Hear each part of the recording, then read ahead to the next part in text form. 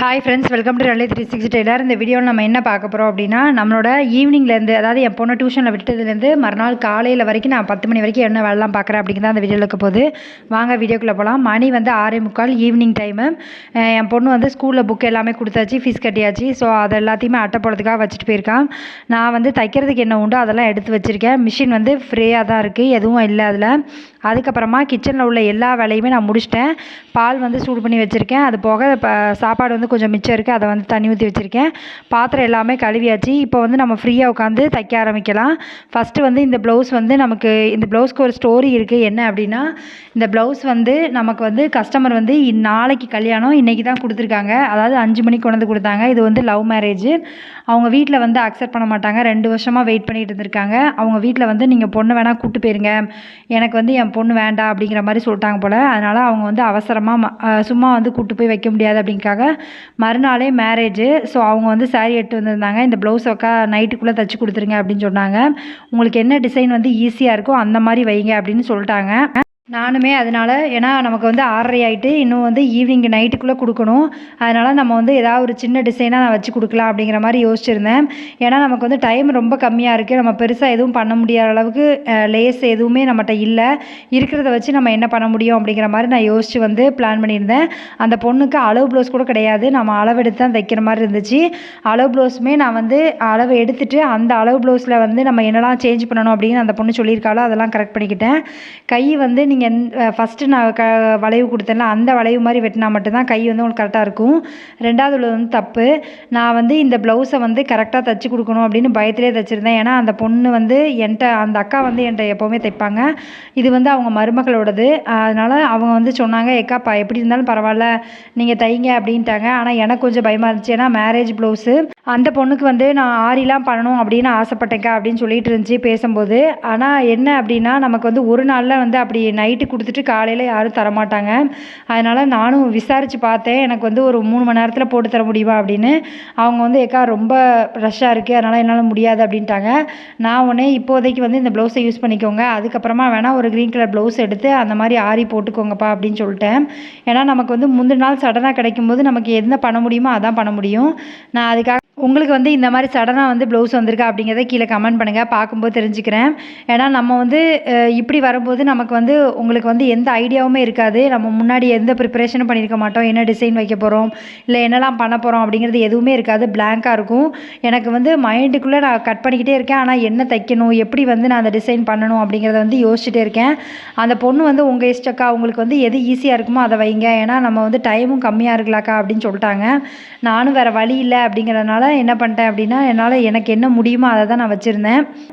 வாங்கிட்டு போயிட்டு, ஆனால் நல்லாயிருக்கு அப்படின்னு சொல்லியிருந்தாங்க. போட்டு பார்த்தாங்க, லைட்டாக வந்து லூஸாக இருந்துச்சுன்னு சொன்னாங்க. அதை நான் திரும்ப பிடிச்சி கொடுத்துட்டேன். அந்த பொண்ணோட மாமியார் வந்து என்கிட்ட ரெகுலரான கஸ்டமர். அவங்ககிட்ட வந்து நான் நோனே சொல்லவே முடியல. ஏன்னா நான் சொல்லியிருந்தேன் என்னோடய ரிலேஷன் வந்து ஹாஸ்பிட்டலில் இருக்காங்க, அதனால் அங்கேயும் போக வேண்டியது இருந்துச்சுன்னு. அதனால் அங்கே போயிட்டு வந்து தான் நிற்கிறேன். அப்போ தான் அவங்க கொடுத்தாங்க. என் பொண்ணை கூப்பிட்றதுக்காக 4 மணிக்கு நான் வந்திருக்கேன். அவங்க ஒரு 5:15 இருக்கும், அப்போ கொண்டு வந்து கொடுத்துருக்காங்க. அப்போ இருக்கிற டயத்தில் வந்து நம்ம என்ன பண்ண முடியும், என்ன டிசைன் வைக்கலாம் அப்படிங்கிறத மட்டும் யோசிச்சுட்டு நான் ரஃபாக கொஞ்சம் யோசித்து வச்சுக்கிட்டேன். அதுக்கப்புறமா நம்ம அதை பார்த்துக்கிட்டு அதுக்கப்புறம் எதுவும் டிசைன் வைக்க முடியும் அப்படின்னா டைம் இருந்தால் வைக்கலாம் அப்படிங்கிற மாதிரி நான் யோசித்து இந்த ப்ளவுஸை வந்து ரெடி பண்ணிக்கிட்டேன். ஏன்னா நம்ம வந்து வீட்டிலே இருக்கிறோம் அப்படின்னா கொஞ்சம் வந்து ரெஸ்ட் எடுப்போம். இப்போ வந்து நானும் வெளியில் போய் அலைஞ்சிட்டு வந்திருக்கிறனால பயங்கர பேக் பெயின், கொஞ்சம் உடம்பு சரியில்லாமல் போனதுலேருந்து கொஞ்சம் பேக் பெயின் வந்து ஜாஸ்தியாக இருக்குது. அதனால் நானுமே கொஞ்சம் வந்து எந்திரிச்சு தான் தைக்கிற மாதிரி இருந்துச்சு. அதனால் நான் வந்து என்னால் முடியும்க்கா, ஆனால் கொஞ்சம் லேட் ஆகும், நான் முடிஞ்சோடனே ஃபோன் பண்ணுறேன், வந்து வாங்கிக்கோங்க எத்தனை மணி ஆனாலும் அப்படின்னு சொல்லிட்டேன். இது ஆக்சுவலாக நான் வந்து மிஷினில் வந்து நான் இதை கட் பண்ணி எடுத்துகிட்டு உட்காரும்போது மணி வந்து 7:15 இருக்கும். இந்த 7:15 வந்து நான் மொத்தமாக உட்காந்து என்னால் தைக்க முடியல. ஏன்னா பேக் பெயின் பயங்கரமாக இருந்துச்சு. நோனும் என்னால் ப்ளவுஸை வந்து சொல்ல முடியல. அதனால் நான் வந்து வாங்கிட்டு முதல்ல வந்து கட் பண்ணிவிட்டு அதுக்கப்புறமா வந்து தைக்க உட்காருவோம், மெதுவாக தைப்போம் அப்படிங்கிற மாதிரி நான் யோசிச்சுக்கிட்டேன். ஏன்னா நமக்கு வந்து ஒரு 7 மணினாலும் ஒரு 10 மணிக்குள்ளே தைக்கிற மாதிரி நம்ம வந்து பிளான் பண்ணிக்கலாம் அப்படிங்கிற மாதிரி நான் யோசிச்சுக்கிட்டேன். இதில் வந்து இடையில எந்திரிச்சு நான் தைக்கிற மாதிரி இருந்துச்சு. ஏன்னா பேக் பெயினில் ரொம்ப நேரம் வந்து உட்கார முடியல. கொஞ்ச நேரம் கூட நம்ம ரெஸ்ட் எடுக்கவும் இல்லை. அப்போ பொண்ணு வந்தால் அவளை வந்து ஸ்கூல்லேருந்து கூப்பிட்டு வந்தோம். அவள் வந்து வாங்கிட்டு வந்த எல்லா பொருளையும் ஆசையாக கொண்டு வந்து காமிக்கும்போது நம்ம வந்து இல்லை எனக்கு உடம்பு சரியில்லை பிறகு பார்க்குறேன் அப்படின்னு சொல்ல முடியல. அதனால் அவட்டையும் என்னெல்லாம் நடந்துச்சு அப்படின்னு கேட்டுட்டு புக் எல்லாத்தையும் வாங்கி வச்சுட்டு நான் வந்து 2 நாளில் போட்டு தரேன் பாப்பா அப்படின்னு சொல்லிட்டேன். மணியை பார்த்தீங்கன்னா 7:10 ஆகிட்டு. அட்டை போடுறதுக்கு எடுத்து வச்சது அப்படியே இருக்குது. நான் வந்து தைக்கிறதுக்கு என்னெல்லாம் எடுத்து வைக்கணுமோ அதையுமே எடுத்து வச்சிட்டேன். ஏன்னா நமக்கு வந்து எனக்கு நடுவில் வந்து ஃபேன் இருக்கனால எனக்கு காற்று வராது. அதனால் டேபிள் ஃபேன் ஒன்று வச்சுக்கிடுவேன். ஏன்னா ரொம்ப வந்து வேர்வை ஜாஸ்தியாக இருந்துச்சு. அதையும் எடுத்து வச்சுட்டு நான் தைக்கவும் உட்காந்துட்டேன். இந்த ப்ளவுஸை வந்து தச்சு முடிக்கிறது நான் பிளான் பண்ணது என்னவோ ஒரு 10 மணிக்குள்ளே முடிச்சிடலாம் அப்படிங்கிற மாதிரி தான் பிளான் பண்ணியிருந்தேன். ஆனால் எனக்கு டைம் எவ்வளோ ஆச்சு அப்படின்னா கிட்டத்தட்ட வந்து ஒரு 11 மணிக்கிட்ட ஆயிடுச்சு. ஏன்னா இடையில வந்து எந்திரிச்சு உட்கார்ற மாதிரி இருந்துச்சு. பேக் பெயின், பயங்கர பேக் பெயின். நான் வந்து ஹாஸ்பிட்டல் வந்து போயிட்டு வந்து கொஞ்ச நேரம் கூட படுக்கலை, உட்காரல, எதுவுமே செய்யலை. ஏன்னா பாப்பாவை டியூஷனில் கொண்டு போய் விட்டுருக்கேன். காஃபி வாங்குறதுக்காக, பால் வாங்குறதுக்காக வெளியில் போனேன். வந்து காப்பியை குடிச்சிட்டு அவளை வந்து விட்டுட்டு வந்துட்டோம் அப்படின்னா நமக்கு வேலை முடிஞ்சுது. அதுக்கப்புறமா உட்காந்து தைக்கலாம் அப்படிங்கிற மாதிரி பிளான் பண்ணிட்டேன். இப்படி இருக்கும்போது நமக்கு வந்து நம்ம உடம்பையும் பார்க்க தான் செய்யணும். அதனால தான் நான் கொஞ்சம் எந்திரிச்சு தான் தைக்கிற மாதிரி இருந்துச்சு. அந்த ப்ளவுஸை வந்து முடித்ததுக்கப்புறம் வந்து அந்த ப்ளவுஸ் வந்து இப்படி தான் இருந்துச்சு. அந்த ப்ளவுஸில் வந்து நான் எல்லாமே முடிச்சிட்டேன். இதுக்கப்புறம் வந்து செயின் ஸ்டோன் மட்டும் தான் தைக்கணும். அந்த நெக்கில் வந்து ஓரத்தில் செயின் ஸ்டோன் தைக்கணும். இந்த கை டிசைனில் வந்து நமக்கு பீட்ஸ் வைக்கிற மாதிரி இருக்கும். அதுவும் வச்சு முடிச்சிட்டேன் அப்படின்னா முடிஞ்சது. முந்தி அடிக்கணும். மணி வந்து 6:45. நான் காலையில் எந்திரிச்சிட்டேன். நைட்டு வந்து எனக்கு லேட் ஆனதுனால என்னால் வீடியோ எடுக்க முடியல. காலையில் எந்திரிச்சோன்னே வந்து சமையலுக்கு வந்து அடுப்பு பற்ற வச்சுக்கிட்டேன். பற்ற வச்சுட்டு எனக்கு வந்து இன்றைக்கி உளுந்தம்பருப்பு சாதம் வந்து உளுந்து வந்து நிறைய சேர்க்க சொல்லியிருக்காங்க.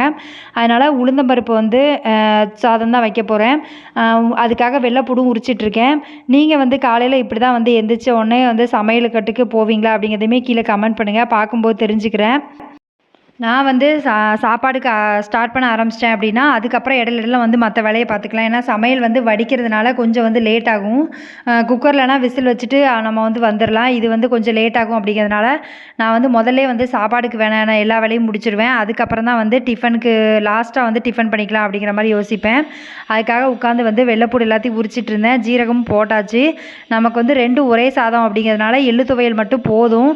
ஆனால் நான் வந்து எனக்கு வந்து எள்ளு துவையல் கொஞ்சம் வந்து நான் சாப்பிட மாட்டேன். எள்ளு துவையல் வந்து லைட்டாக போட்டு சாப்பிட்டுட்டு அதோட நிப்பாட்டிக்கிடுவேன். எனக்கு கொஞ்சம் புளிக்குழம்பு இருந்தால் நல்லாயிருக்கும் அப்படின்னு தோணுச்சு.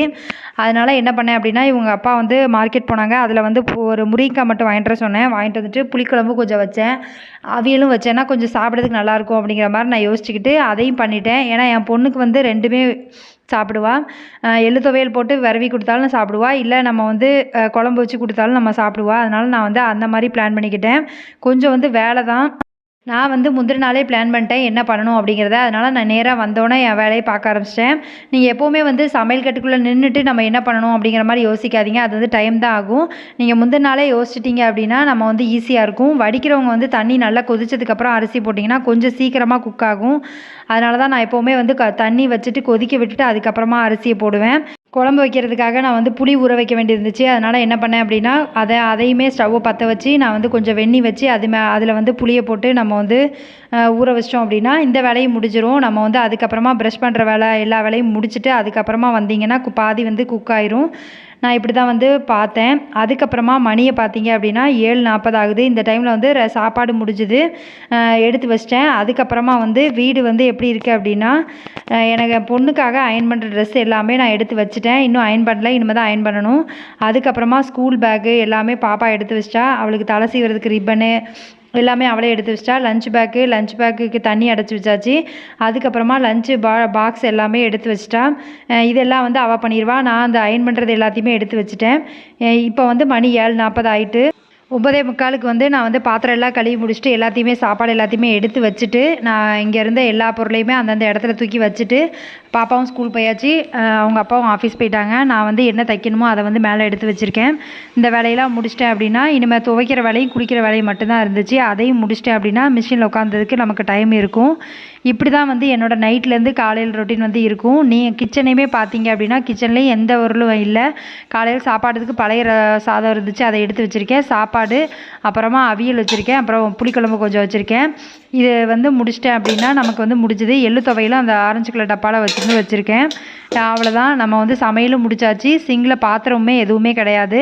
எல்லாத்தையும் விளக்கி வச்சாச்சு. அடுப்பையுமே க்ளீன் பண்ணி வச்சிட்டோம் அப்படின்னா நமக்கு வேலை முடிஞ்சுது. இனிமேல் உட்காந்து தைக்க ஆரம்பித்தோம் அப்படின்னா வீடியோ ஃபஸ்ட் டைம் எடுத்திருக்கேன். எப்படி இருக்குது அப்படிங்கிறத கீழே கமெண்ட் பண்ணுங்கள். இது கரெக்ஷன் இருந்துச்சு அப்படின்னா சொல்லுங்கள், நான் வந்து மாற்றிக்கிறேன். Thank you friends. இவ்வளோ நேரம் வீடியோ பார்த்ததுக்கு நன்றி.